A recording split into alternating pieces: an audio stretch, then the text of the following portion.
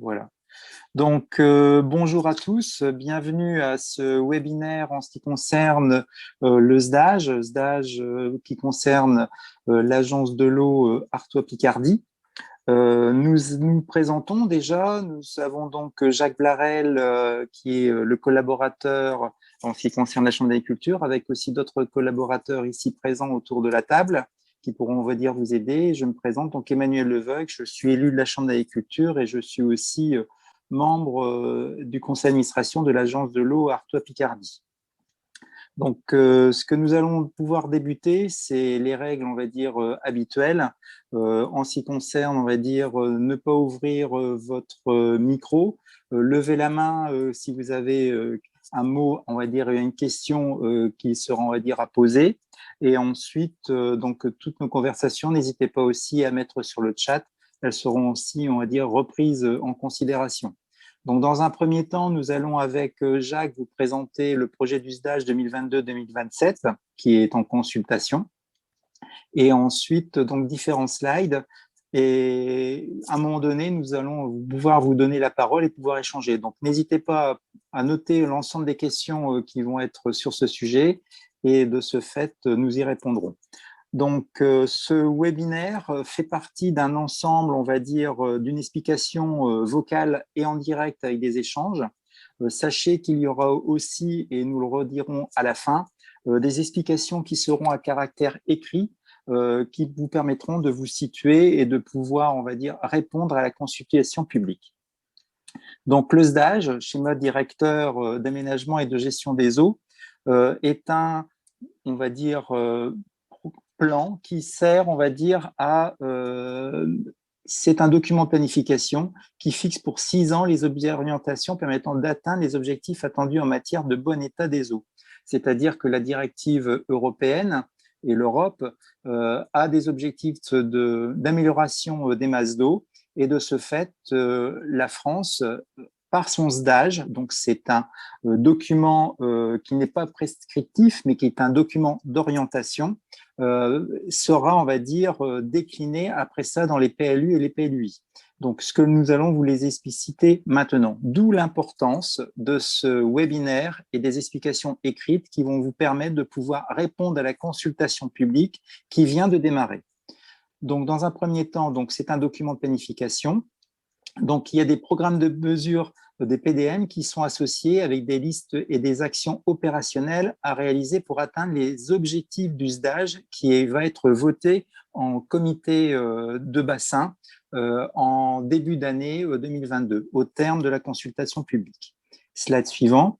Donc, pour zoner, on va dire, qu'est-ce que c'est que l'agence de l'eau Artois Picardie? Elle regroupe, on va dire, différents départements, le Nord, le Pas-de-Calais, la Somme, une partie de l'Oise et une partie de l'Aisne. Donc, merci à tous ceux qui veulent bien bénéficier, on va dire, de ces explications à l'heure actuelle.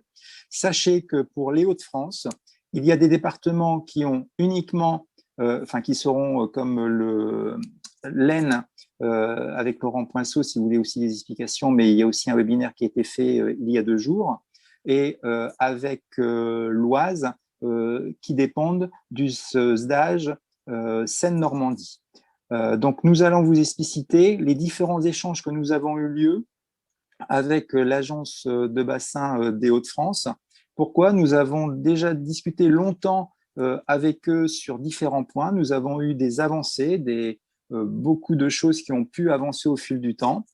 Par contre, nous avons différents points qui ont fait que les chambres d'agriculture et le bureau des Hauts-de-France, ainsi que les chambres départementales, se sont positionnés en ce qui concerne l'agence de bassin Artois Picardie sur un avis favorable au programme de mesures qui vont accompagner le projet d'USDAGE qui repose sur des actions volontaires, mais défavorable au projet d'USDAGE Artois Picardie 2022-2027, sauf prise en compte ultérieure des remarques et des propositions figurant dans une annexe et que nous allons vous détailler. Alors maintenant, par rapport à la consultation d'USDAGE 2022-2027, il y a un calendrier. Bon, bien entendu, il a été un peu reporté suite au Covid. Donc, de avril à septembre, c'est la consultation publique. qui est en cours. Donc, vous avez le temps, mais ça serait bien de pouvoir le faire le plus rapidement possible avant les moissons.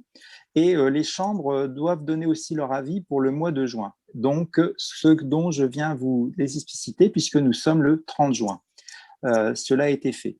Donc, en fin d'année, chaque comité de bassin sera invité à approuver le SDAGE de son territoire. Donc, nous avons besoin de votre appui, nous avons besoin de vos consultations, de votre opinion et de la réponse sur cette consultation publique. Pourquoi? Pour nous permettre, on va dire, de porter notre avis défavorable en ce qui concerne et avoir de ce fait des avancées possibles peut-être. Et nous verrons bien après ça si elles ont été prises en compte. Avec une entrée en vigueur au premier trimestre 2022, comme je vous l'ai dit, donc qui sera acté par un vote au comité de bassin de l'Agence de l'eau Artois-Picardie. Slide suivant, s'il te plaît, Jacques. Oh, donc, le SDAGE et sa portée juridique. Alors, le SDAGE, il a, on va dire, différents niveaux. Le SDAGE n'est pas prescriptif. Le SDAGE donne des orientations qui vont après employées dans le plan d'aménagement et de gestion du durable du SAGE. Donc, c'est le niveau local. Donc, les syndicats d'aménagement et de gestion de l'eau par territoire, qui ont droit et foi, puisque ce sont des comités qui permettent, on va dire, de donner sur des bassins versants sur la gestion de l'eau. Et aussi, il y a des règlements de documents cartographiques du SAGE. Et à cela, le SDAGE va aussi, donc de ce fait, il y a l'arrêté de police de l'eau et des autres décisions d'administrative dont urbanisme, ce dont j'allais évoquer, puisqu'il y a les PLU, les PLUI, les SCOT. Tout document d'urbanisme doit prendre en compte le SDAGE. Il y a quelque temps, vous vous êtes déjà positionné par rapport au SRADET, donc, qui était un autre plan, mais plus, on va dire, sur d'autres enjeux. Cette fois-ci, c'est le SDAGE uniquement relatif à l'eau. Slide suivant. Donc, la portée juridique, elle est telle que les programmes et les décisions administratives dans le domaine de l'eau doivent être compatibles ou rendus compatibles avec les dispositions du SDAGE, comme je l'ai dit, donc avec le SAGE, avec les documents d'urbanisme, avec les schémas départementaux de carrière et les décisions administratives dont les ICPE. Et le SDAGE s'impose à l'administration. Donc, si Jacques veut compléter, on va dire, m'apporter, on va dire, des éléments sur le sujet, Jacques, je te laisse la parole. Ce qu'il faut bien comprendre, et c'est un peu l'importance de vouloir partager au plus grand nombre d'agriculteurs, l'importance de la portée du SDAGE, c'est que c'est aujourd'hui un document d'orientation et avec des dispositions qui touchent notamment l'agriculture, qui ensuite, par effet domino, s'impose à beaucoup de documents. Par contre, le réglementaire, notamment les PLU, les arrêtés administratifs, les ICPE, les demandes d'autorisation auprès, par exemple, des DTM, à un moment donné, quand ça touche à l'eau, il faut forcément que ce qui a été voté et inscrit dans le SDAGE soit respecté. Et du coup, ça a forcément des conséquences qui peuvent être lourdes pour des exploitants sur des sujets qu'on va vous développer après. C'est pourquoi il est important que sur les points qu'on va évoquer ensemble, sur lesquels la profession n'est pas forcément d'accord sur la manière avec laquelle c'est écrit, il y ait un maximum d'agriculteurs qui participent à la consultation pour aussi exprimer le fait que de la manière dont c'est écrit, ça ne convient pas forcément à la profession agricole. Donc, nous avons, pour pouvoir faire un focus par rapport au webinaire et vous laisser les points, on va aborder, et Jacques va voir slide par slide, les différents enjeux et les différents points que l'on va vous étayer et à la fin, on vous fera un question-réponse. J'ai vu qu'il y avait une question dans le chat, excusez-moi, en ce qui concerne, et je la prends, on va dire, tout de suite, par quel moyen peut-on consulter le SDAGE? Nous le verrons en fin de webinaire, puisqu'on vous mettra aussi des liens directement. Jacques, je te laisse présenter les slides et je viendrai en complément. Voilà, donc Le document global du SDAGE, si vous avez la patience et le temps d'aller le consulter sur le site de l'Agence de l'eau, c'est un document qui est très complet, qui est très dense et qui demande forcément un peu d'expérience et de temps pour comprendre son fonctionnement et son écriture. Nous, ce qu'on a extrait ici, c'est les points qui nous paraissent les plus importants à partager et qui ont, à un moment donné, une portée qui concerne notamment l'agriculture. Alors, c'est décliné en différents enjeux. Donc, le premier enjeu ici qu'on vous présente, c'est l'enjeu qui concerne la préservation et la restauration des fonctionnalités écologiques des milieux aquatiques et des zones humides. À l'intérieur de cet enjeu, il y a quelques dispositions et orientations, notamment une qui concerne l'interdiction des retournements des prairies, qui est donc la disposition A4.3. Alors, elle prévoit quoi? Elle prévoit que dans les périmètres de protection de captage d'eau potable, dans les aires d'alimentation de captage et également pour les parcelles avec une pente supérieure à 7%, on ne puisse plus retourner les prairies. En dehors de ces zones, ce qu'on demandera aux agriculteurs, c'est qu'il y ait une compensation en surface équivalente à la surface qui serait retournée en prairie. Donc, vous voyez bien que là, c'est quand même une contrainte assez forte pour les agriculteurs qui souhaiteraient éventuellement retourner de la prairie. Nous, au niveau de la profession, ce qu'on a souhaité, ce qu'on a exprimé, c'est qu'on ne remette pas une couche réglementaire supplémentaire par rapport à la question du retournement des prairies, puisqu'aujourd'hui, il y a déjà un cadre réglementaire qui est très restreint pour les gens qui veulent retourner les prairies. Aujourd'hui, il y a dans le PAR, c'est-à-dire le programme d'action régionale, des dérogations possibles pour retourner les prairies, mais qui sont très restrictives. Il y en a trois principales. On peut retourner si on est JA, si on est agriculteur en difficulté, ou si la surface en prairie est supérieure à 75% de la SAU. Donc, vous voyez que déjà, c'est relativement limité pour beaucoup d'agriculteurs. Et ici, en fait, le SDAGE, il veut aller plus loin par rapport à l'interdiction de retourner les prairies. Donc là, c'est un point qui nous paraissait important à pouvoir mettre en avant. Un second point qui fait partie également de cet enjeu, c'est au niveau du drainage. Le SDAGE prévoit l'obligation de réaliser une expérimentation des dispositifs d'exutoire des réseaux de drainage pour tous les projets, c'est-à-dire aussi bien les nouveaux que les renouvellements. Ça veut dire que les agriculteurs qui souhaiteraient soit avoir un projet de drainage ou même renouveler leur projet leur drain devraient d'abord passer par une phase expérimentale qui montre que par rapport aux exutoires, c'est-à-dire au rejet des eaux dans le fossé qui reçoit l'eau des drains, il puisse y avoir une expérimentation qui montre qu'on ne dégrade pas le milieu réceptif des eaux de drainage. Donc là aussi, pour nous, c'est de nouveau une contrainte relativement lourde, d'abord en temps d'instruction, ensuite en coût, puisque forcément, ces études auront un coût pour les agriculteurs.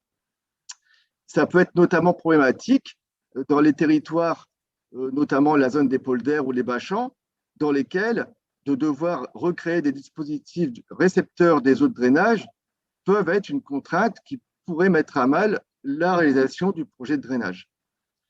Enfin, il y a un point supplémentaire qui nous a également paru important de relever, c'est que le SDAGE prévoit que dans les documents d'urbanisme, on fasse un inventaire des fossés, notamment par rapport aux fossés qui longent les terres agricoles. Nous, ce qu'on souhaite pour le coup, c'est si on doit faire un inventaire, que ça touche l'ensemble des usagers, c'est-à-dire même les propriétaires et l'ensemble des personnes qui sont concernées par les fossés. Alors, comme l'a dit tout à l'heure Emmanuel, le SDAGE, normalement, il ne doit pas être prescriptif, il ne doit normalement pas générer de nouvelles réglementations. Or, par rapport à ce que je vous expose là, ça ressemble plus quand même à des contraintes réglementaires qu'à des orientations. Je passe donc à d'autres points qui sont encore dans l'enjeu de préservation et de restauration des fonctionnalités écologiques des milieux aquatiques et des zones humides. Le SDAGE prévoit également la prise en compte des zones humides dans les documents d'urbanisme. Donc là aussi, nous, ce qu'on a peur, c'est que si c'est inscrit dans les documents d'urbanisme, ça puisse ensuite servir, notamment dans des projets de construction ou des projets divers et variés, à devenir des contraintes par rapport au respect des zones humides.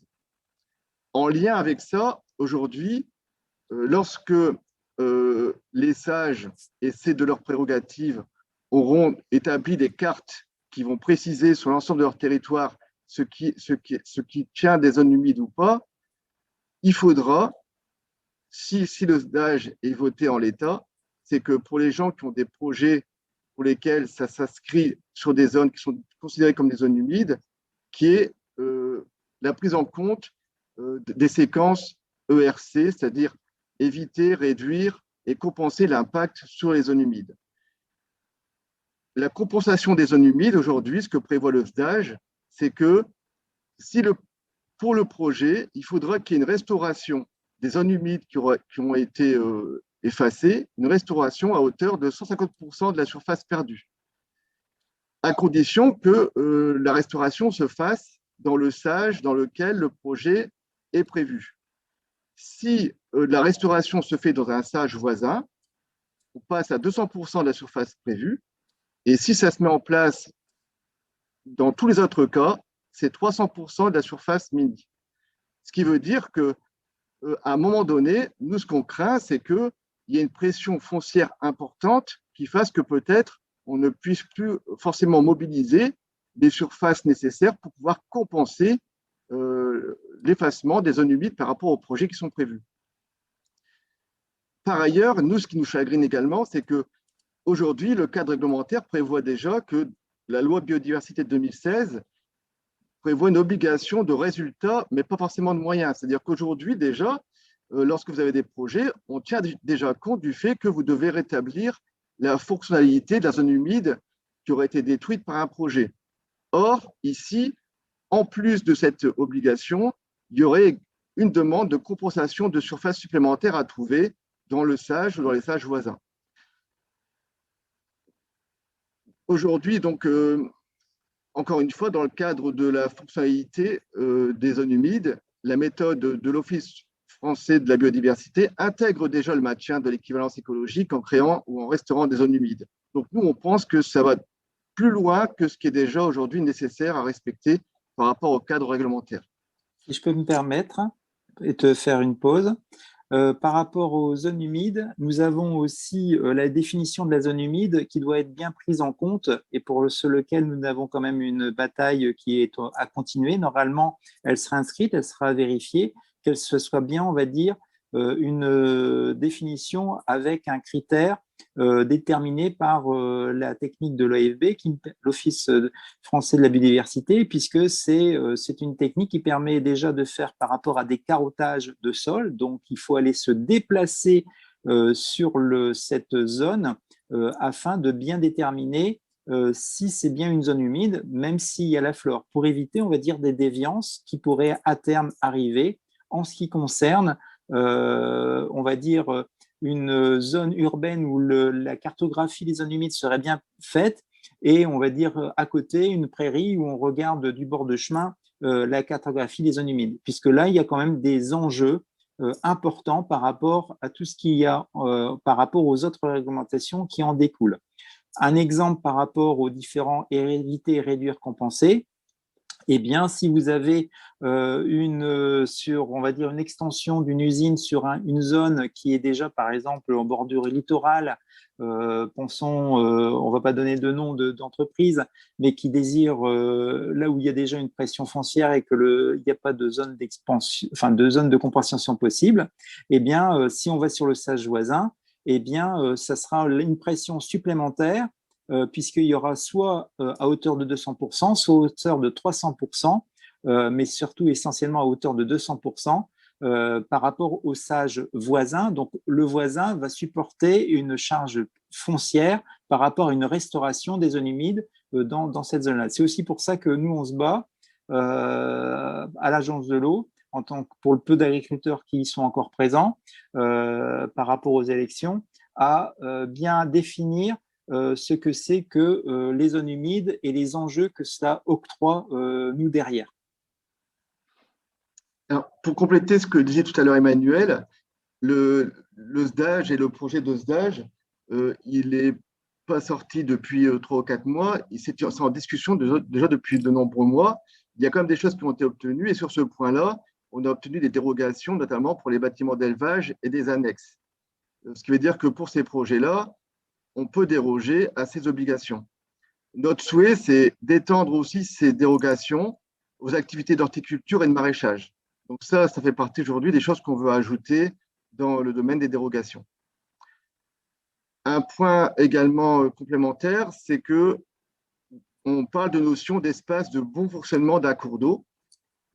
Par rapport à cette notion-là, en fait, ce qui est gênant, c'est qu'elle n'est pas définie dans le document d'usage. Il n'y a pas de définition officielle.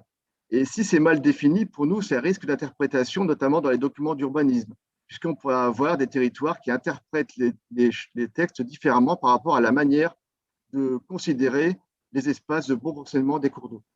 Si je peux me permettre, sur ce sujet-là, pour vous donner aussi un autre exemple d'impact que cela peut donner, pour rebondir sur les propos de Jacques, c'est un impact, l'interprétation. La langue française est tellement riche que ceux qui sont juristes autour de la table savent très bien qu'il est nécessaire d'avoir, on va dire, les bons mots, puisque une tournure de phrase peut, on va dire, amener d'autres déviances. Et puis il y a aussi la vision des choses que peuvent aussi entraîner des définitions, puisque un aménageur qui respecte, on va dire, cette règle pourrait, on va dire, interpréter aussi ces propos lors d'un aménagement sur une zone d'activité ou une zone, on va dire, prise par rapport à une zone de compensation écologique.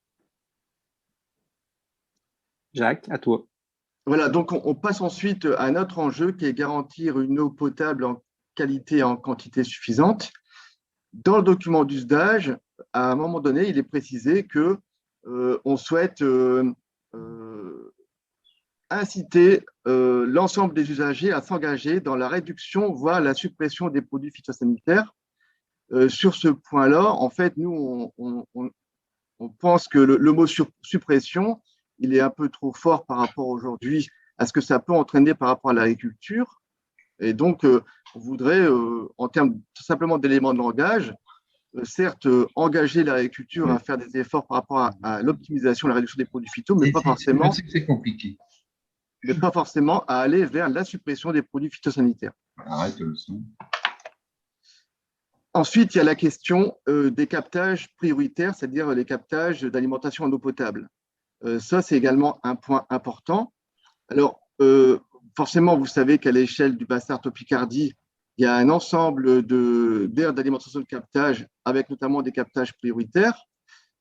Vous voyez ici qu'une carte est reprise dans le SDAGE qui présente l'ensemble des captages prioritaires et les zones à enjeu eau potable à l'échelle du bassin Picardie. Vous voyez qu'en termes de surface, c'est loin d'être négligeable. Les surfaces qui concernent l'ensemble des captages et leur alimentation. Parmi l'ensemble des points rouges que vous voyez, sont considérés comme des captages prioritaires. Or, sur les captages prioritaires, certains d'entre eux sont concernés par ce qu'on appelle des ORC, c'est-à-dire des opérations de reconquête de la qualité de l'eau. Des ORC qui, normalement, connaissent des programmes d'action qui font suite à des diagnostics multipression pour identifier quels sont les problèmes de qualité qu'on rencontre et surtout quelles sont l'origine de ces problèmes de qualité. On sait que l'agriculture peut participer à notamment les teneurs en nitrate qu'on trouve dans l'eau. On sait que l'agriculture peut être concernée par des teneurs en pesticides, mais l'agriculture n'est pas la seule responsable de la dégradation de la qualité de l'eau. On sait aussi que les collectivités, notamment tout à chacun, par les rejets dans le milieu, notamment des systèmes d'assainissement qui ne sont pas forcément opérationnels, participent également à la dégradation de la qualité de l'eau. Il peut y avoir aussi des industriels, voire même historiquement, on peut trouver ici et là des problèmes, par exemple de décharge, qui participent à dégrader l'eau. Or, ce que le SDAGE vise comme objectif, c'est d'aller beaucoup plus rapidement sur l'amélioration de la qualité de l'eau, notamment dans les captages prioritaires, et de un peu brandir en fait le risque des ZSCE à partir de 2024. Donc, les ZSCE sont des zones soumises à contraintes environnementales, c'est-à-dire que si on considère que soit la collectivité n'engage pas assez vite de programmes de reconquête de la qualité de l'eau, soit que les résultats n'arrivent pas forcément assez vite, le préfet pourrait, d'une manière tout à fait réglementaire et par obligation, imposer des mesures et des restrictions fortes auprès notamment des agriculteurs pour aller beaucoup plus rapidement sur l'amélioration de la qualité de l'eau. Or, nous, ce qu'on pense, c'est que de passer par la voie obligatoire réglementaire, c'est pas forcément la meilleure des solutions. On pense que les démarches volontaires associées à des programmes d'action partagés à l'échelle des collectivités sont, pour nous, le meilleur moyen de pouvoir amener, notamment les agriculteurs, à aller vers des progrès, notamment dans leurs pratiques, pour aboutir à améliorer la qualité de l'eau.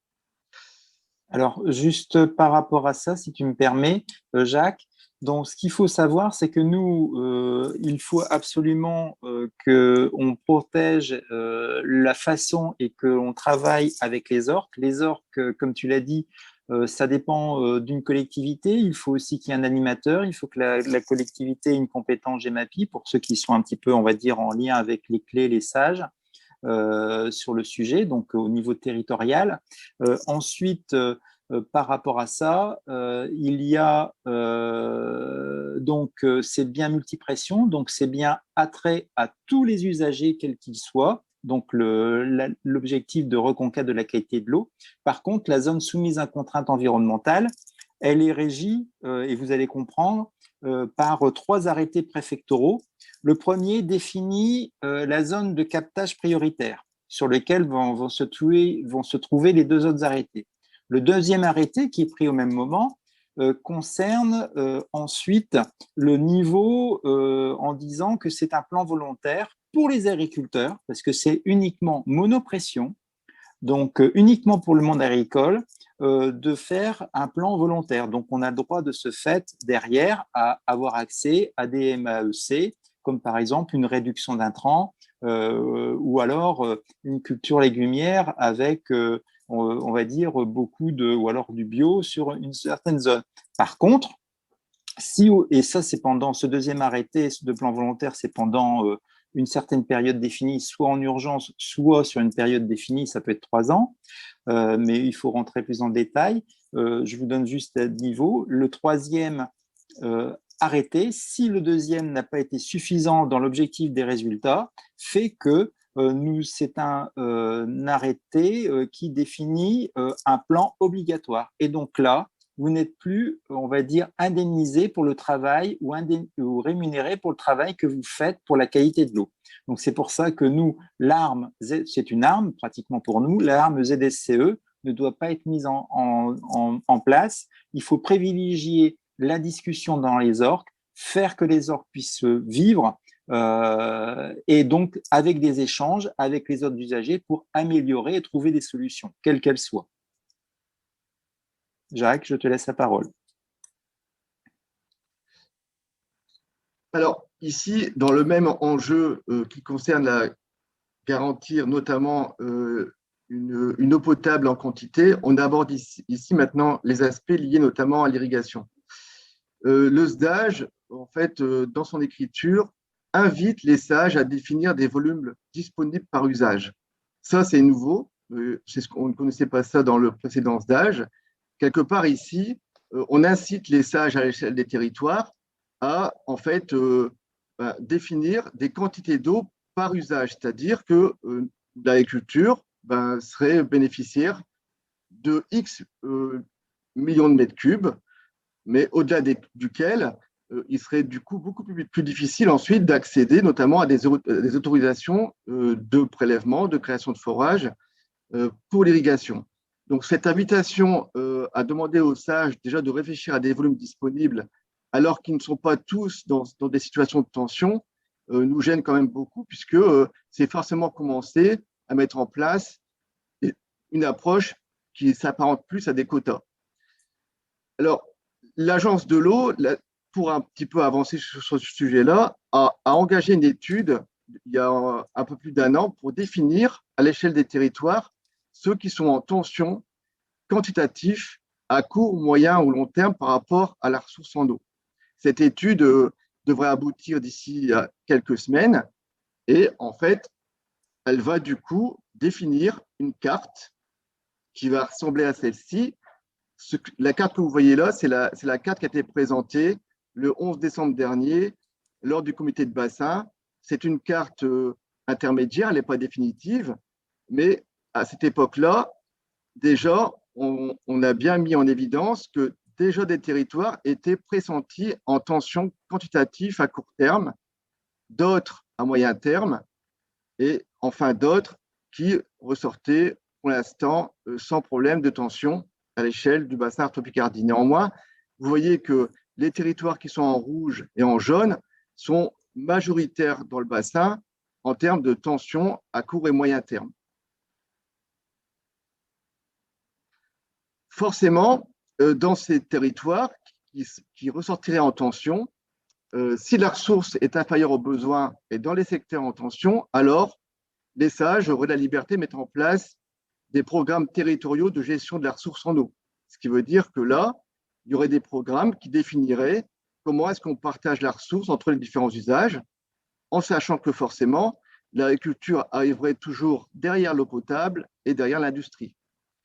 Ça préfigure donc, à l'échelle des territoires, forcément une approche différente des volumes d'eau à disposition de l'agriculture et surtout du développement de l'irrigation dans un contexte de changement climatique je pense que on est tous à peu près aujourd'hui conscients que les 3 années passées ont été assez tendues par rapport notamment aux questions liées à l'irrigation et aux sécheresses.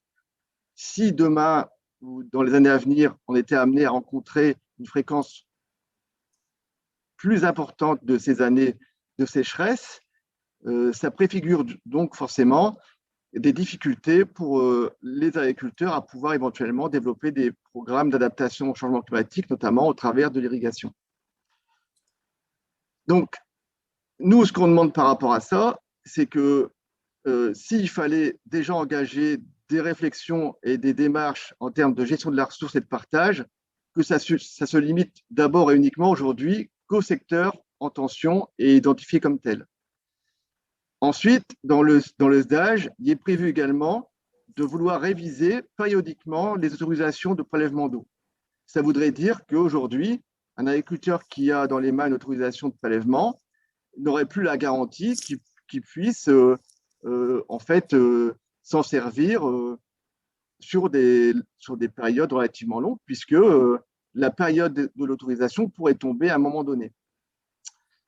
Par rapport à ça, nous, ce qu'on demande, c'est que s'il doit y avoir des limites imposées par rapport aux autorisations, qu'elles soient au moins de la durée minimum pour couvrir l'amortissement de l'ensemble des investissements qui ont été faits sur l'exploitation pour rentabiliser au moins les investissements en irrigation.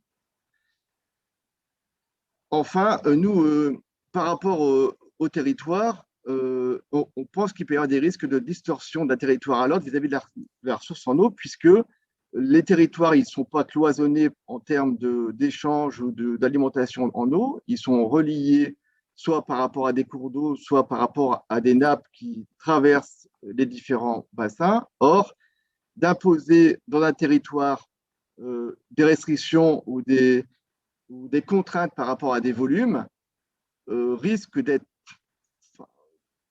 une contrainte forte par rapport au territoire voisin dans lequel il n'y aurait, par exemple, aucune restriction puisqu'il ressortirait pas en tension ou pas forcément à court terme en tension.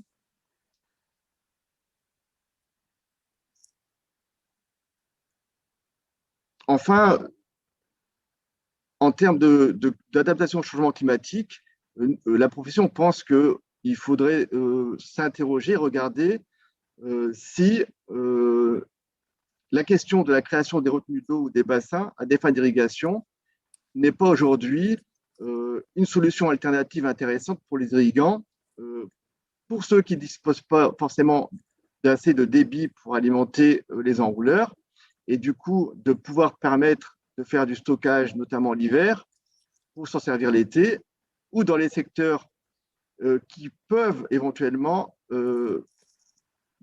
utiliser les excédents de pluie hivernaux pour un usage estival. C'est-à-dire qu'aujourd'hui, il y a des territoires dans lesquels on sait que bien souvent, il y a des contraintes hivernales en termes d'excès d'eau, notamment la zone des Ouatragues, avec des inondations qui sont récurrentes. Pourquoi ne pas éventuellement utiliser une partie de ces volumes excédentaires que l'on stockerait dans des bassins pour un usage l'été qui viendrait du coup en substitution à des prélèvements à des périodes qui seront éventuellement en tension par rapport à la ressource. Donc, cette position, je pense qu'elle mérite d'être exprimée dans la consultation.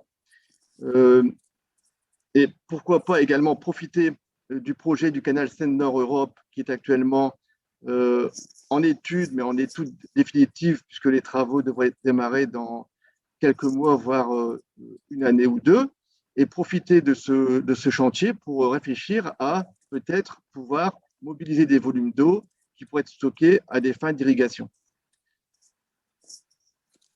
Donc, par rapport à cela, ce qu'il y a aussi, c'est que nous sommes à l'heure actuelle dans ce qui vient de démarrer sur le Varenne de l'eau, pour lequel le ministère de l'Agriculture et le ministère de la Transition écologique ont pratiquement, d'après les derniers retours, une même vision sur le sujet.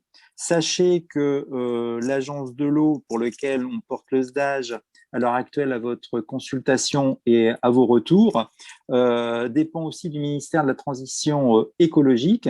Donc, c'est un point pour lequel nous pensons qu'il est notamment aussi avec la Somme, puisqu'ils sont, on va dire, très fortement, on va dire, impactés, comme les différents départements de l'Oise, la Somme et le Nord-Pas-de-Calais sur le sujet du canal Seine-Nord, de pouvoir avancer sur ce sujet de l'eau. Certes, nous avons aussi, face à certains usagers, c'est vrai qu'il est difficile de faire passer des messages disant que il fait beau, il fait chaud, on est obligé d'avoir une restriction d'eau et puis les agriculteurs irriguent, mais c'est un travail de discussion, d'échange que nous devons faire par rapport à ce que nous avons dans notre réserve utile, RU, nos réserves facilement utilisables, donc expliciter ce que sont, on va dire, ces éléments que portent, on va dire, les irrigants, et derrière aussi porter cette notion que notre bassin, l'agriculture, représente 70% de la SAU.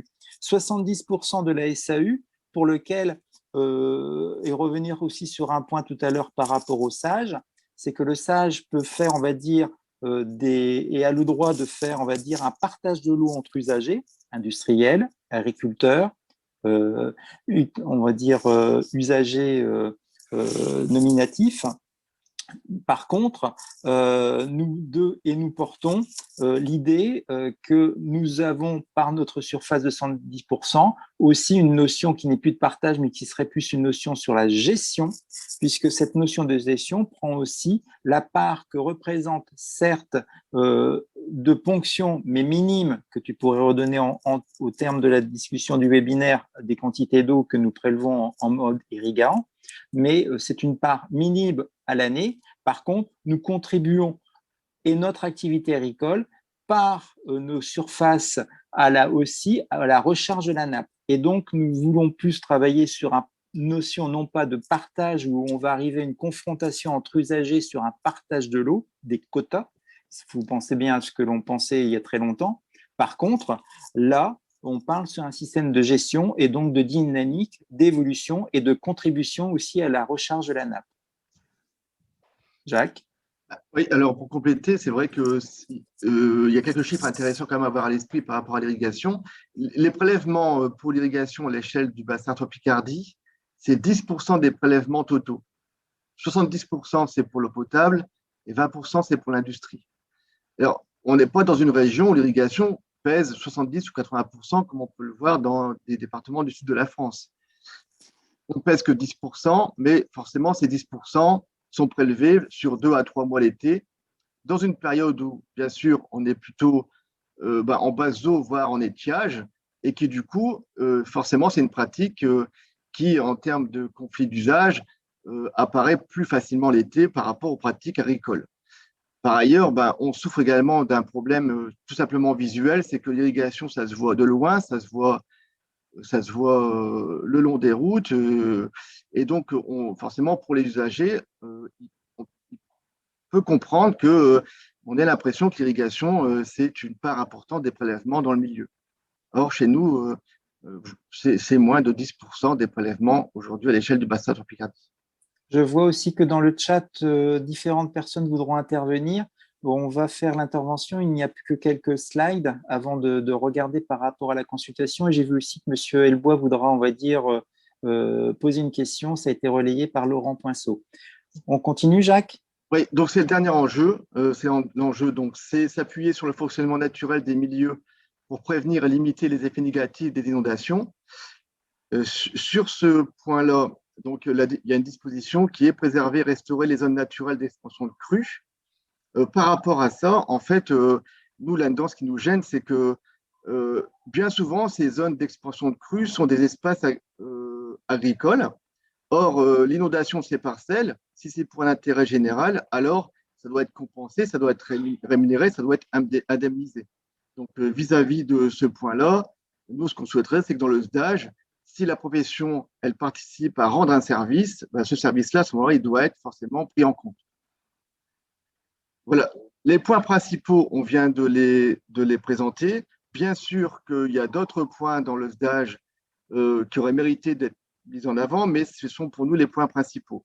La Chambre d'agriculture, comme l'a dit Emmanuel, a répondu avec un avis défavorable, accompagné d'un avis technique qui fait une quinzaine de pages. Donc, vous voyez bien qu'on ne pouvait pas ici ce soir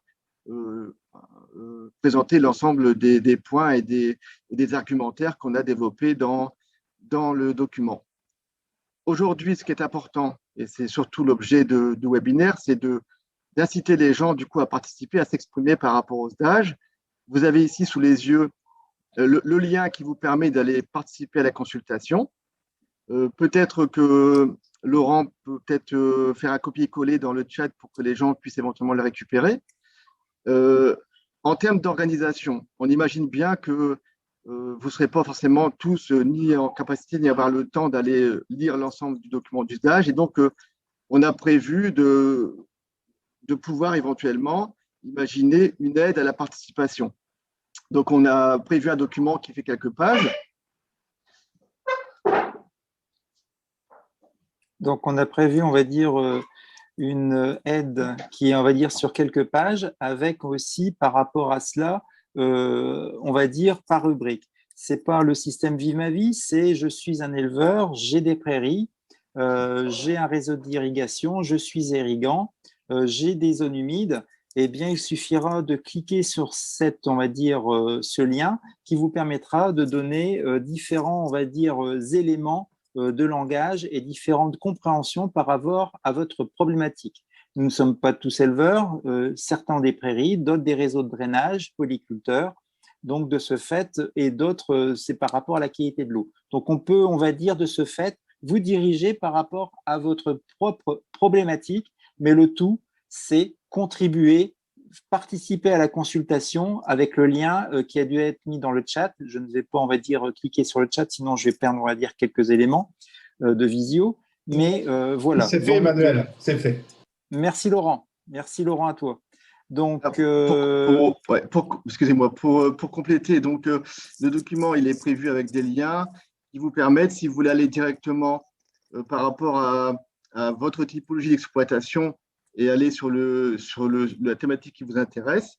L'exemple qu'on a pris ici, c'est par exemple, je suis irrigant, et donc du coup, on vous propose en fait un certain nombre de réactions qui font le lien avec ce qu'on a dit juste avant. Et vous pouvez, si vous voulez, du coup, si vous partagez en fait l'avis que nous on a exprimé, reporter en fait cet avis directement sur la contribution, sans forcément que vous ayez à lire l'ensemble du document du SDAGE. Bien sûr, vous pouvez aussi personnaliser votre réponse avec l'ensemble des remarques que vous pensez utiles. C'est pas fermé. C'est ce que j'allais dire. Surtout personnaliser. Reprenez, par exemple, si vous avez sur Je suis irrigant, il y en a certains qui sont autour de la table, puisque j'ai vu, on va dire, quelques contributions apparaître sur le chat. Eh bien, à ce moment-là, vous en prenez une qui vous parle et vous l'étayez. Voilà. Mais j'espère que vous aussi pourrez contribuer, pas forcément que sur cette thématique-là. Il y a bien d'autres thématiques, puisque l'agriculture, on va dire, est diverse. Et nous faisons différentes choses au sein d'une agriculture qui englobe, on va dire, la grande agriculture française. Voilà, donc on va peut-être laisser la parole à Monsieur Helbois, s'il peut, on va dire, poser sa question et on va tenter d'y répondre. Et après ça, on va prendre la suite.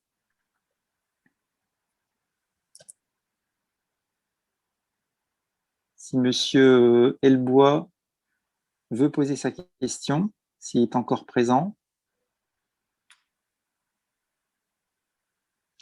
En attendant peut-être la question de M. Helbois, puisque vous C'est êtes bon, à- on c'est a bon. le micro. Allez-y. Je peux y aller, Jacques? Allez-y. Oui, bonjour à tous. Voilà, moi je voulais revenir par rapport au caractère prescriptif du SAGE dans les documents d'urbanisme en lien avec les constructions en zone humide. Donc, j'ai apprécié la dérogation que vous avez pu obtenir pour les bâtiments d'élevage. Mon souhait est plutôt de porter cette dérogation aux bâtiments agricoles. Ça englobe forcément le maraîchage, l'horticulture que vous avez mis, mais ça va au-delà, également une endiverie, également un bâtiment pomme de terre dans des régions comme Mont-sur-Saint-Omer, où je viens de voir Jacques-André Delattre et tout ça sur Rodoric. Nous sommes exclusivement en zone humide. Donc, il faut faire très attention de la façon dont on on obtient ces dérogations. Ça, c'est une première remarque. Et ma deuxième remarque, elle va par rapport au volume qui vont être, d'après moi, on ne pourra pas échapper, ils sont déjà présents dans certains, il y a déjà un cadre dans certains sages. Mon souhait est que vous formiez les personnes qui vont aller discuter les sages au niveau du terrain dans les différents bassins. Parce que de l'information, ça ne sera pas suffisant. C'est tellement complexe pour qu'il y ait un regard, une appréciation globale, que tout le monde parle bien de la même façon et qu'on sache savoir également ce qu'on appelle négocier. Merci pour votre écoute. Merci, Monsieur Helbois. Jacques? Alors, je voulais préciser quelque chose par rapport à faciliter la consultation. Pour l'ensemble des gens qui sont inscrits au webinaire, on va pouvoir leur envoyer par mail le document qu'on a évoqué juste avant, de manière à ce qu'ils puissent facilement, comme on l'a montré, participer à la consultation.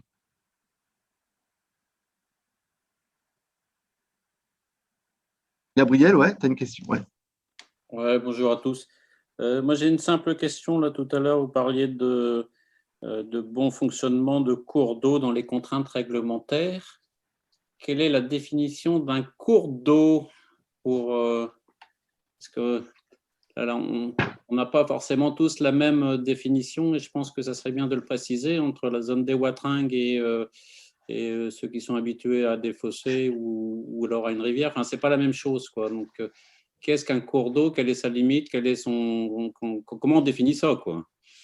Parce qu'il y a aussi des cours d'eau qui, à un moment donné, l'été, ça sèche complètement de façon naturelle et pas à cause forcément de l'irrigation. Enfin, je ne sais pas.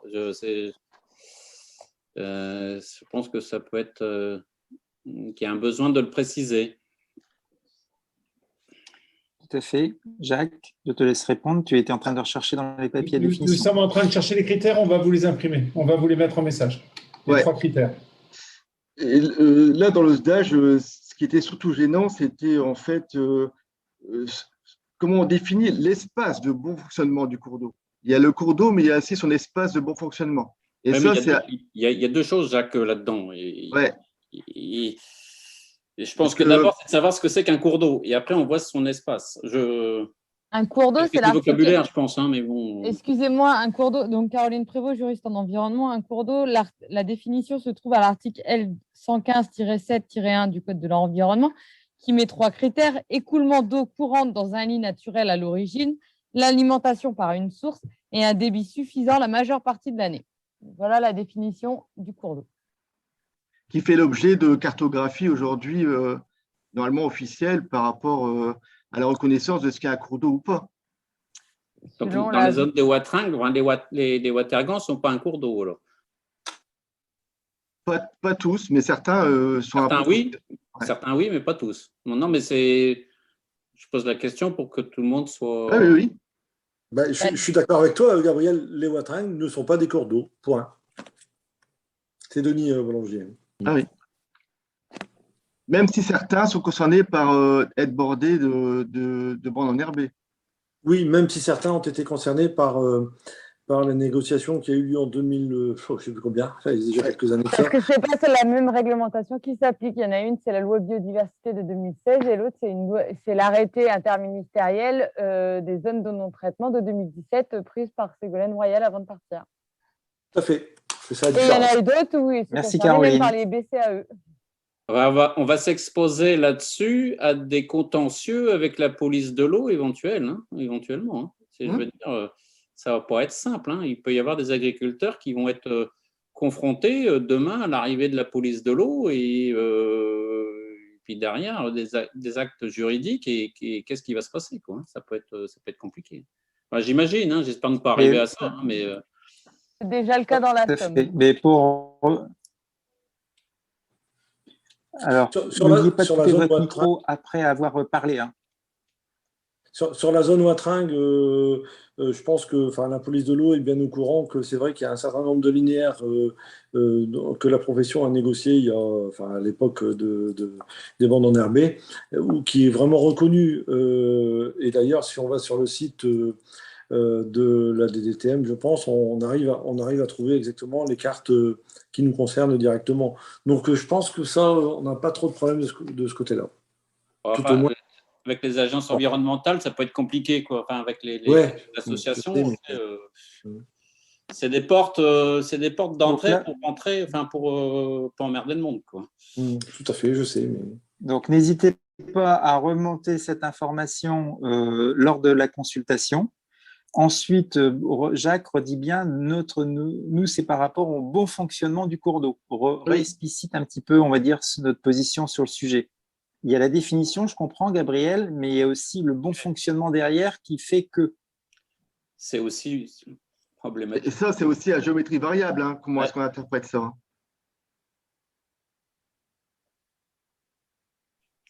Alors, je regarde, je vois qu'il y a des messages dans le chat, des personnes n'ont pas pris.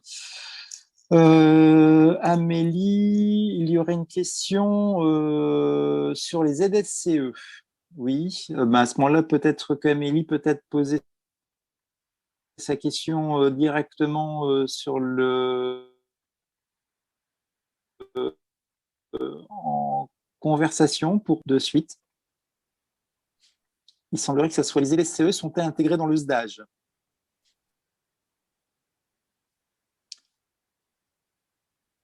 Alors, parce qu'il y avait le mot plus loin, qui était le mot ZEC. Sont-elles intégrées dans le SDAGE? Les ZSCE, il faut être, on va dire, défini sur les ZEC ou les ZSCE, puisque ZSCE, c'est zones soumises à contraintes environnementales, et les ZEC, c'est zones d'expansion de crue. Donc, c'est différent. Je voudrais savoir un peu plus pour pouvoir regarder et répondre avec Jacques et Laurent sur le sujet, d'avoir bien défini, on va dire, ce que c'est. Quelle est la question exacte, s'il vous plaît? Amélie, si vous êtes présente.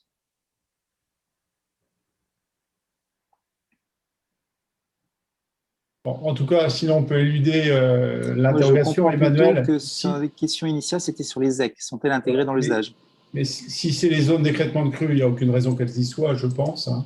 À mon avis, elles sont liées à des projets qui sont obligés de respecter et d'être compatibles avec le SDAGE, mais en aucun cas elles sont formalisées dans le SDAGE. Par contre, concernant les ZSCE, peut-être tu peux répondre là-dessus, si tu veux.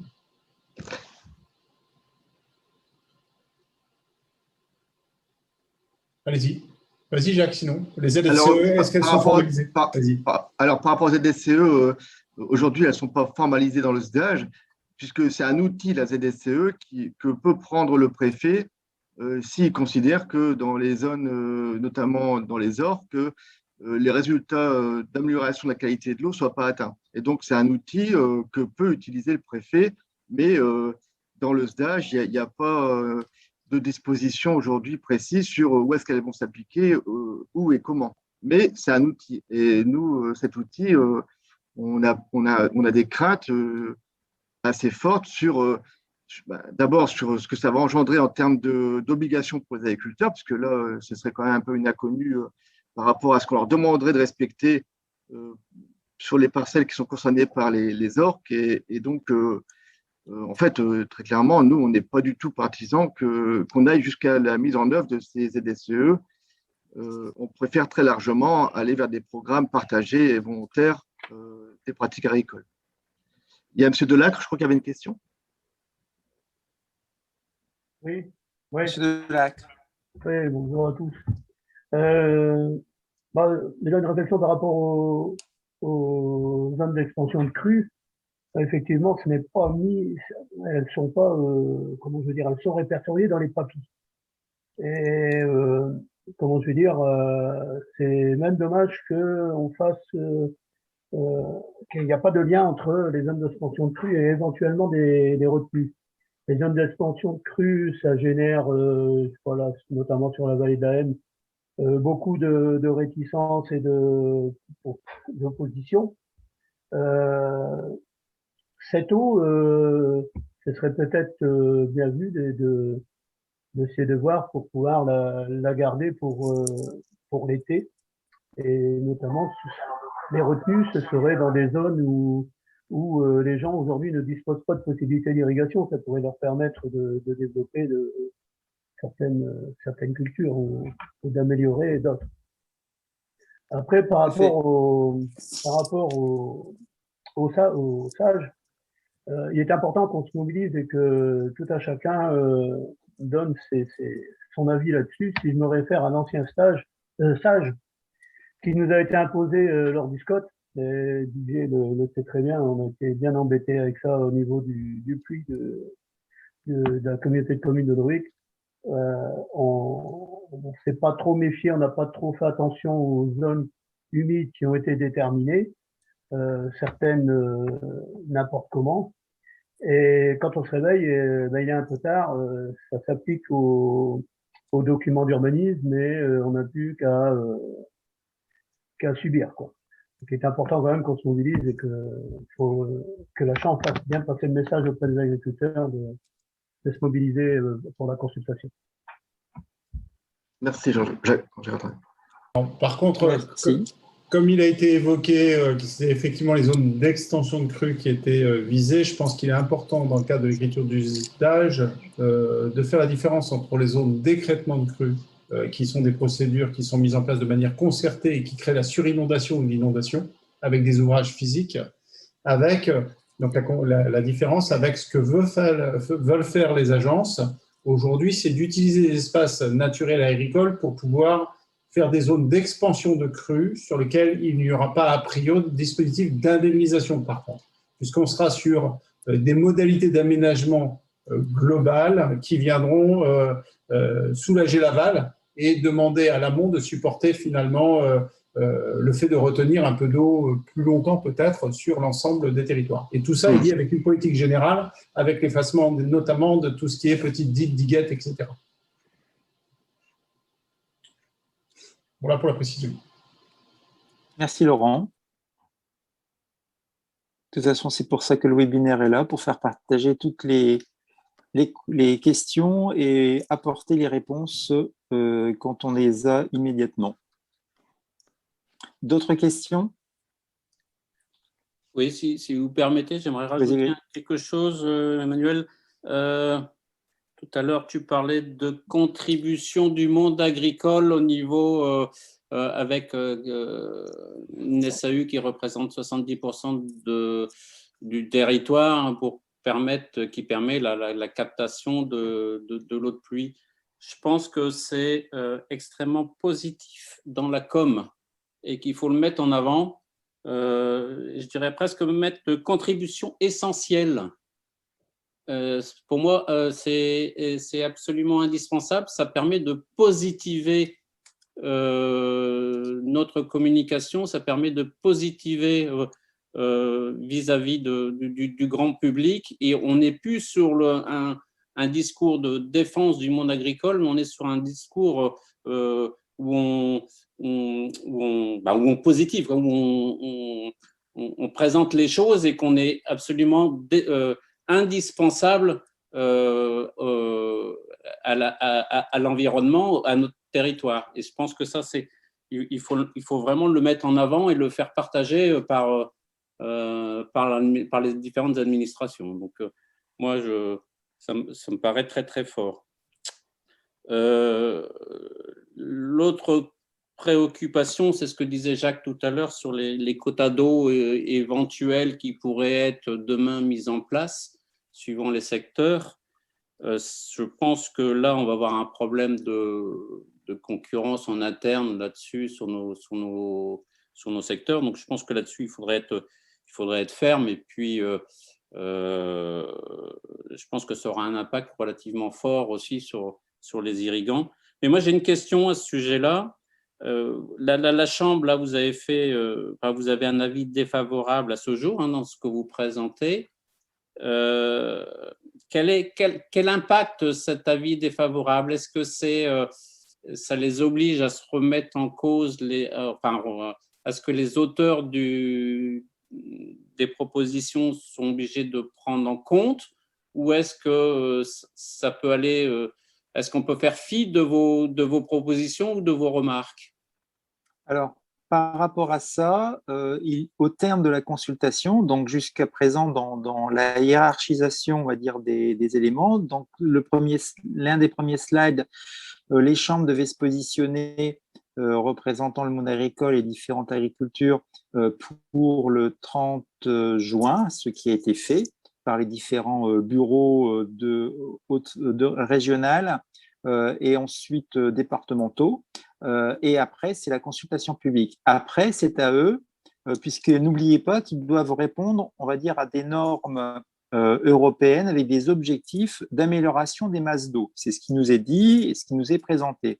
Pour reprendre les termes de Laurent Poinceau dans le précédent webinaire sur l'agence de l'eau Seine-Normandie, ils sont obligés aussi de montrer des moments critiques puisque il faut aussi de ce fait montrer des points d'amélioration pour pouvoir poser aussi des politiques. Donc on peut noircir un tableau pour pouvoir aussi avancer. Nous le connaissons, il n'y a pas forcément, il y a des choses, on va dire, surtout avec les éléments climatiques et les extrêmes, qui font que, par exemple aujourd'hui, par exemple sur GameApp, hier, il y a eu 40 mm d'eau, donc un peu plus d'érosion. C'est à nous aussi d'œuvrer pour pouvoir mettre en place différentes techniques pour pouvoir avancer sur le sujet. Donc, voilà ce que je pouvais, on va dire, assez expliciter. Jacques, si tu veux compléter. Après, ce qu'il faut quand même espérer, c'est qu'au plus il y aura de consultations, au plus en nombre il y aura des gens qui vont participer à la consultation, au plus aussi, notamment nos élus à l'agence, seront plus forts pour dire, écoutez, regardez, sur tel et tel point, on pense qu'il est nécessaire que vous bougiez un petit peu les lignes. C'est aussi là-dessus qu'on compte, je pense, Emmanuel.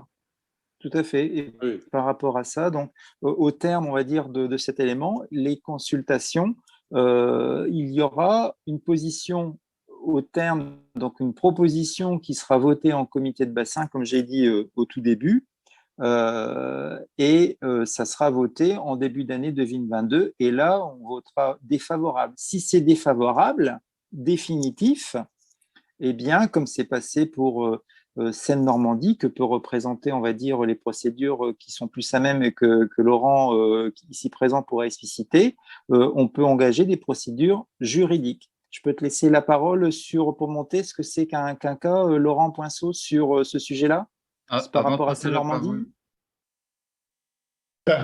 Merci Emmanuel. C'est vrai qu'il y a aujourd'hui plusieurs étapes dans la démarche. Je crois que notre ambition, c'était d'abord d'informer, parce que l'agriculture est quand même une des premières cibles dans ce document stratégique autour de la politique de l'eau. On a nos activités agricoles qui sont très impactées. Donc, informer les agriculteurs, leur permettre de se projeter dans ces nouvelles exigences.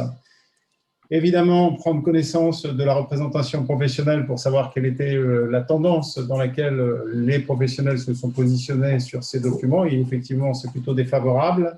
Et dans la mesure où nous essayons de faire valoir de manière amiable une considération de l'évolution du document, il est toujours intéressant d'avoir derrière nous une quantité importante d'agriculteurs qui ont manifesté dans le même sens leurs souhaits, ou au moins qui se sont exprimés. Et ensuite, si comme ça avait été fait sur Seine-Normandie, on engage une procédure contentieuse, Celle-ci sera évidemment bien plus armée d'être bâtie sur des commentaires et des arguments qui auront pu être divers, variés, exprimés par différentes personnes, et notamment les agriculteurs en relais des structures professionnelles, pour faire en sorte que le juge considère qu'effectivement la voix est plutôt plurielle et sans doute bien liée avec des contraintes perçues. Donc c'est capital, mais évidemment, avant d'en arriver là, il est important que chacun fasse son chemin pour faire en sorte d'apporter une lecture et d'apporter aussi des contributions positives quand elles existent, afin de pouvoir concilier défense de la qualité de l'eau et de la quantité d'eau, et également la dimension économique de nos exploitations. C'est important. Merci Laurent pour ce partage d'expérience sur Seine-Normandie, pour lequel vous aviez déjà engagé une procédure pour le précédent SDAGE. Alors peut-être un point clé également. On a répondu à ta également, question, Gabriel. Peut-être un dernier point d'éclairage. On peut vivre 6 ans sans SDAGE, ce qui a été le cas sur Seine-Normandie, puisqu'on est revenu à la version précédente, 2010-2015, en raison de l'annulation du SDAGE 2016-2020. Voilà, c'est 2021. Donc c'est une information aussi, c'est que l'ensemble des décisions administratives et du fonctionnement sur les territoires peut tout à fait fonctionner sans avoir un SDAGE qui aujourd'hui serait éventuellement invalidé.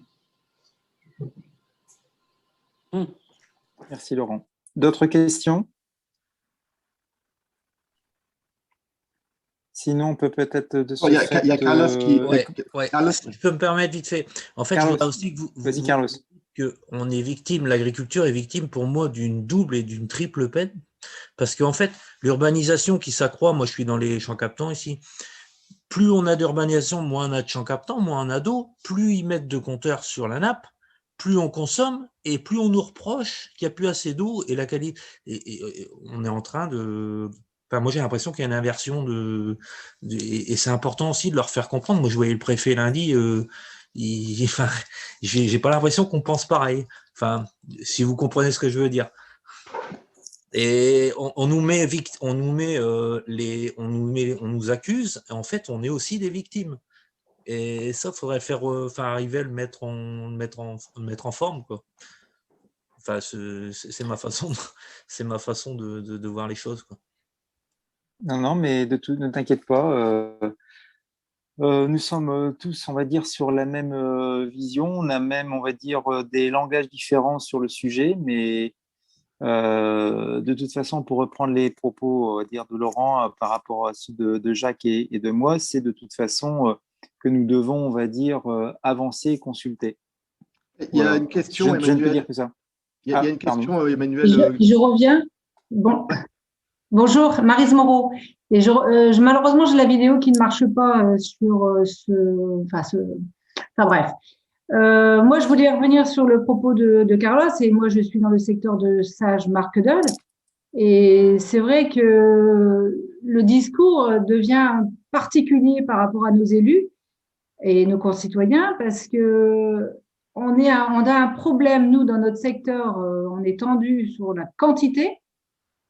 Et les élus veulent trouver une solution en jouant sur la qualité.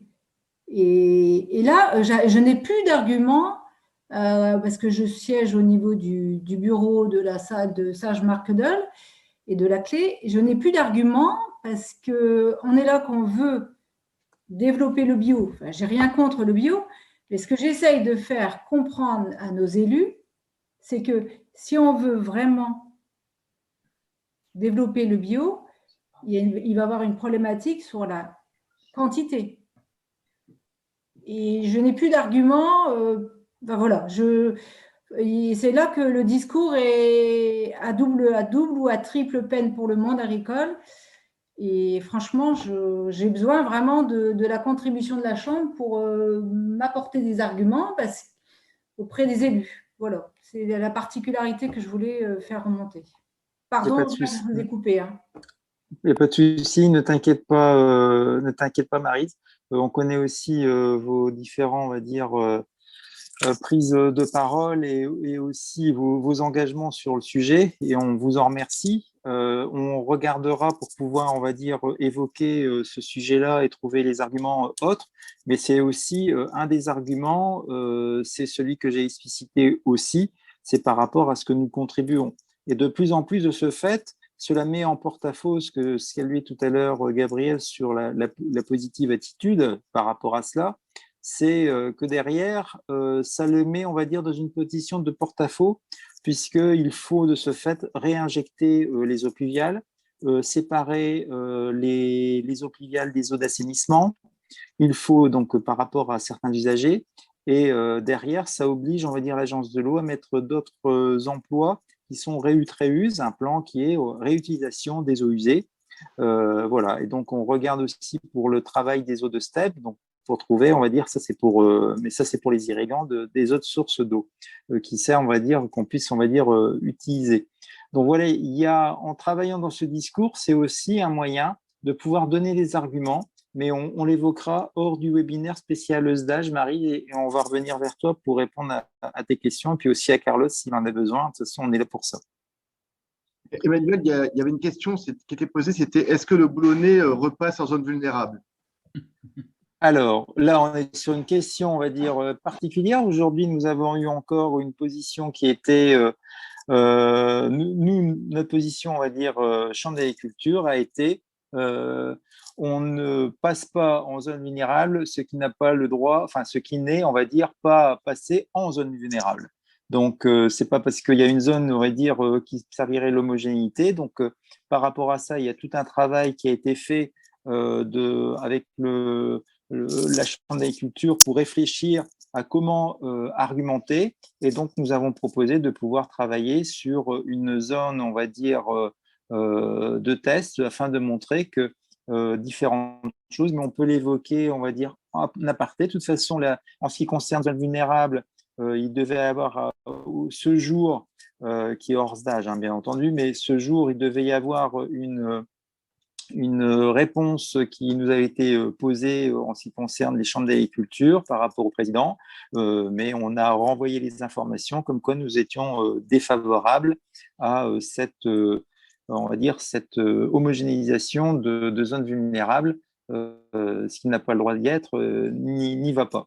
Donc, c'était la position qui avait été mise en place. Donc, nous attendons, c'est le préfet, sachant que je viens d'apprendre que le préfet aujourd'hui part pour la Cour des comptes, notre préfet du Nord et préfet de région a été nommé par le Conseil des ministres pour la Cour des comptes en conseiller spécial. Voilà, donc nous allons sûrement changer de préfet prochainement, je n'ai pas encore son nom. Donc il y a pas mal de choses sur ce sujet et donc dès qu'on a plus d'informations, on revient vers vous et on fait passer par les canaux de Chambre d'agriculture les informations sur ce sujet-là. Mais dès qu'on a l'information, on ne l'a pas à l'heure actuelle.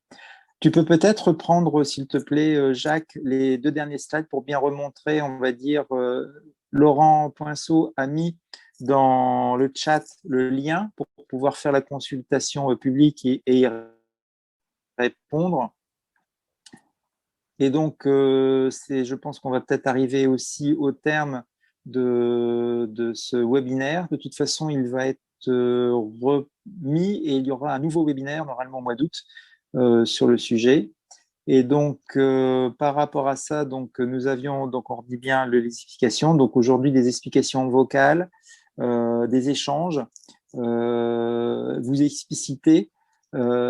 Et après ça, il y a les explications écrites sur le sujet, puisqu'ils vous seront envoyés par rapport aux liens et par rapport à vos différents réseaux sur ce sujet-là. Donc, si vous avez bien rempli votre mail, vous allez l'avoir aussi en lien et vous allez recevoir, on va dire, cette aide écrite avec arguments. N'hésitez pas, on va dire, à la communiquer à bon nombre de personnes. C'est important. Voilà, pour les réseaux. Voilà, c'est important d'avoir, on va dire, comme disait Laurent, que vous puissiez, on va dire, porter notre voix et supporter notre voix par rapport à notre avis défavorable. Et donc, à vous, la carte est entre vos mains pour l'instant. À vous de jouer. Emmanuel, est-ce que je peux encore poser une question? Parce que là, vous êtes positionné avec un avis défavorable, mais que sur le volet agricole.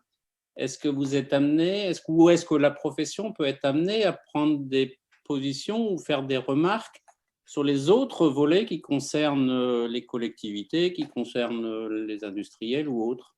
Est-ce qu'on est habilité à faire ça ou pas? C'est une consultation publique. Donc, en tant que public, vous pouvez, on va dire, remonter déjà vos craintes vis-à-vis de votre activité professionnelle, donc déjà par rapport à ce que fait la Chambre d'agriculture, et ensuite remonter et reporter, on va dire, d'autres éléments par rapport aux SDAGE. Vous avez tout à les dire, c'est une consultation publique. J'espère avoir répondu à ta question. Oui, non, mais c'est bien parce que si tu veux, des fois je m'interroge beaucoup. On parlait là tout à l'heure de qualité de l'eau et on a tendance à mettre ça, à donner la patate chaude toujours au monde agricole. Le monde agricole la porte depuis des années sur la problématique qualité de l'eau. Mais ce que je pense, c'est qu'à un moment donné aussi, les stations d'épuration, et je pense beaucoup à la Bretagne et aux algues vertes où on attaque beaucoup le monde agricole, je veux dire, il y a une énorme défaillance des élus en Bretagne sur les stations d'épuration où ça ne s'est pas ou peu modernisé et où ils n'ont pas mis en adéquation l'arrivée de nouvelles populations avec des stations d'épuration plus performantes et plus à même d'accueillir les eaux sales donc, et de les traiter. Donc, c'est là aussi où je me pose des questions sur est-ce que tout est en règle et est-ce qu'ils font en sorte, les élus, de moderniser ces installations dans nos régions. Quand on voit le coût, j'en doute un peu. Quand on voit, quand il y a des tranchées, des travaux qui sont faits en pleine ville, électoralement, c'est jamais très bon. Vous ne faites pas réélire parce que vous avez branché le tout à l'égout, c'est pas vrai. Si vous avez fait une salle des fêtes ou si vous avez fait un terrain de sport, éventuellement, ouais, mais pas un tout à l'égout. Donc, je me pose des questions sur la problématique qualité d'eau et par rapport à ce que font ça, les élus. Mais après, c'est en aparté, hein, c'est tout. Hein, une petite remarque. Non, mais c'est une petite remarque qui est en aparté par rapport au webinaire sur le SDAGE. Donc, par rapport à ça, il y a un cas, pas de nom sur le sujet, mais sur lequel il y avait à l'agence de l'eau une possibilité d'aménager, on va dire, par une station d'épuration. Ça a été refusé parce que l'ORC ne fonctionnait pas suffisamment bien et qu'il y avait d'autres problématiques. Et donc, de ce fait, ça sera apporté ultérieurement lorsqu'il y aura un effort réalisé de par les municipalités. Donc, ça te donne déjà et se prévisage aussi les enjeux qui s'augurent, on va dire, prochainement. Voilà, on va peut-être terminer ici le webinaire. Il y a une main levée depuis un moment. C'est monsieur, madame Loiseau. Je ne sais pas si on prend la question. Je ne l'ai pas vu, excusez-moi. Ouais, on vous écoute. Peut-être que le son ne marche pas bien. Pourtant, son micro fonctionne, il est ouvert. Ouais. On va laisser un peu la porte. Oui. Ah, on vous entend. Allez-y. Oui, d'accord. Bonjour. Je suis actuellement ingénieur dans le traitement de l'eau, donc avec aussi un lien au domaine agricole, donc ça me fait, je suis un peu à l'écoute de cette problématique-là et je me suis amusé à lire dans l'intégralité le SDAGE. J'ai été frappé par deux sujets, et vous en avez un peu parlé tout à l'heure. Il n'est quasiment pas abordé l'aspect réutilisation des eaux usées, mais je trouve ça frappant.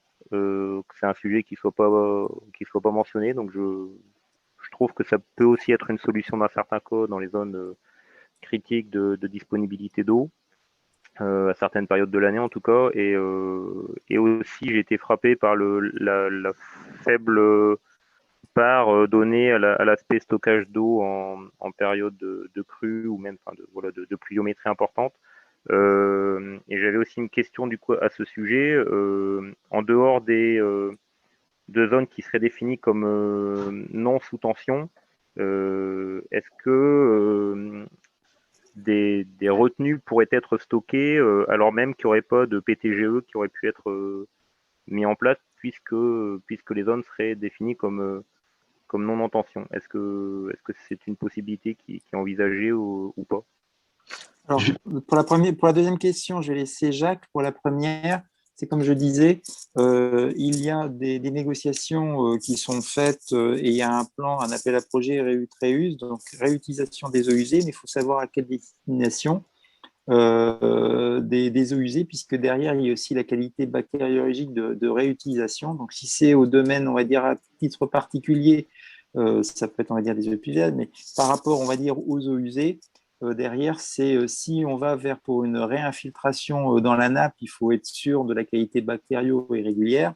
Donc, il y a potentiellement, on va dire, des problématiques pour les eaux usées, hein, je veux dire, qui peuvent, on va dire, à l'heure actuelle, poser quelques soucis, mais c'est dans les tuyaux, c'est le cas de le dire. Il y a, on va dire, un plan et un appel à projet pour travailler sur ce domaine-là.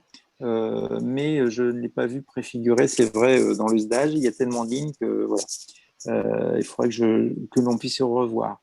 Pour le PTGE, Jacques? Oui, alors aujourd'hui, rien ne s'oppose à ce que n'importe quel porteur de projet dépose justement un projet de retenue d'eau à l'échelle de son exploitation ou éventuellement collectivement.